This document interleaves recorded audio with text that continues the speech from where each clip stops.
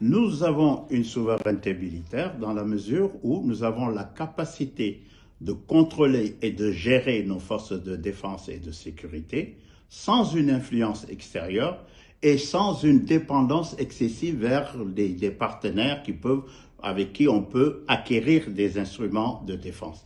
Par ailleurs, également, nous avons la capacité de définir par nous-mêmes nos choix stratégiques, aussi bien en matière de défense, de politique extérieure et de sécurité. Donc, dans ce cadre-là, nous avons la grosse capacité de défendre l'intégrité de notre territoire. Notre armée est une armée nationale, souveraine et qui appartient aux enfants du Mali.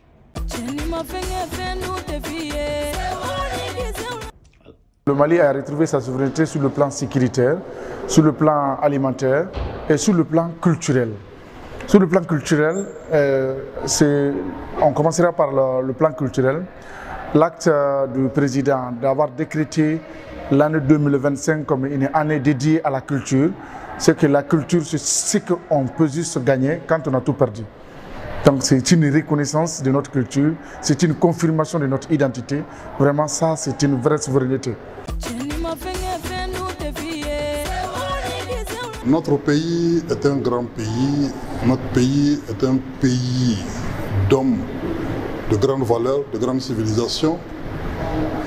Effectivement, depuis l'indépendance acquise en 1960, nous avons compris, depuis quelque temps maintenant, qu'en fait c'était des indépendances de façade qui n'ont jamais permis aux dirigeants d'exercer la plénitude de la souveraineté nationale.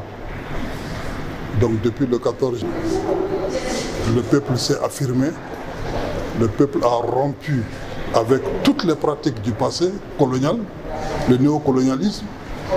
Le peuple se dit, malgré l'adversité, malgré toutes les difficultés, nous sommes un peuple debout et nous tenons à affirmer cette fierté nationale qui est notre souveraineté.